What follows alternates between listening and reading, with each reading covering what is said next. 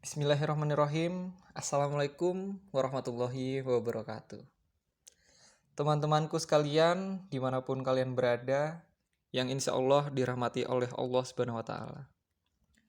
Puji syukur hadirat Allah Subhanahu wa Ta'ala yang telah memberikan rahmat serta inayahnya sehingga kita bisa sedikit berbagi pengetahuan pada hari ini.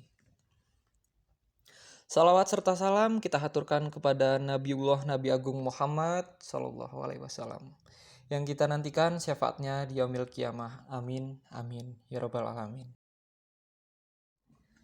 Pada tahun 1970, Mark Zuckerberg menemukan sebuah sistem sosial media dan banyak perubahan yang terjadi karena sosial media. Dulu orang mencari informasi dengan cara ditulis, didengarkan, lalu diamalkan.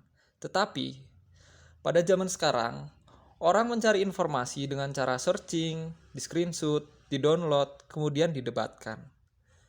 Maka, banyak orang pada zaman sekarang berdebat tanpa adanya dasar. Padahal dijelaskan dalam hadis riwayat Bukhari dan Muslim yang memiliki arti seperti ini.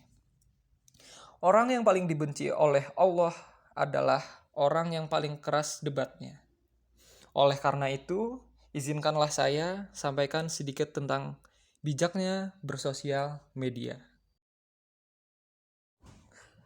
Berbicara tentang sosial media, dari anak kecil umur 3 tahun sampai yang sudah lanjut usia, pasti tahu yang namanya handphone.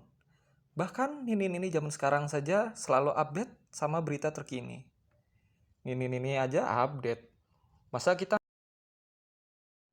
Pernyataan ini digunakan oleh Shirley Turkey, ahli psikologi dan penelitian internet untuk menjabarkan kondisi orang pada zaman sekarang. Di era gempuran maraknya sosial media, dan riset membuktikan pada data penggunaan handphone di Cina mencapai 574 juta jiwa.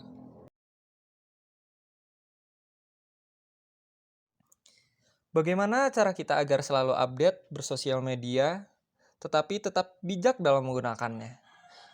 Apakah dengan kalimat yang diungkapkan oleh psikologi internet?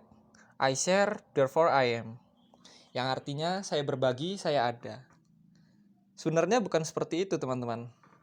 Itu adalah plesetan yang diambil dari perkataan terkenal filosof Descartes, yaitu saya berpikir, saya ada.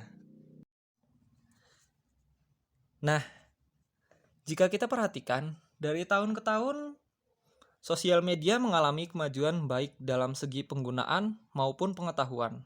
Akan tetapi, di samping pesatnya perkembangan, juga menimbulkan banyaknya hoak dan informasi yang tidak sesuai dengan kenyataan. Lalu, apa yang harus kita lakukan? Kita harus menerapkan sifat tabayun. Tabayun adalah mencari informasi dengan penuh kejelasan dan tidak tergesa-gesa dalam menyimpulkannya. Hal ini dijelaskan dalam Al-Quran surat Al-Hujurat ayat 6 yang memiliki arti seperti ini.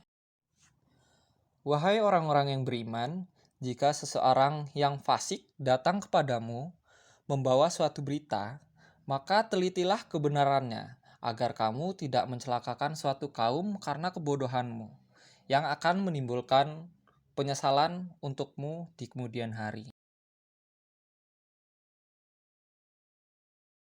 Jadi, epistemologi sosial media bisa menjadi obat kebodohan, juga bisa menjadi racun kehidupan. Karena banyak orang zaman sekarang yang lupa membaca Al-Quran gara-gara TikTok. Lupa makan gara-gara Instagram. Lupa Jumatan gara-gara ngegame. Betul apa betul? Oleh karena itu, dapat kita simpulkan sedikit.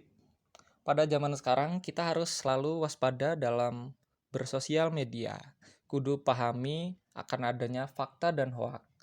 Jangan asal percaya dengan suatu berita lalu menge-share kepada teman-teman kita semua. Mungkin sedikit berbagi ilmu dari saya, kurang lebihnya mohon maaf. Wassalamualaikum warahmatullahi wabarakatuh.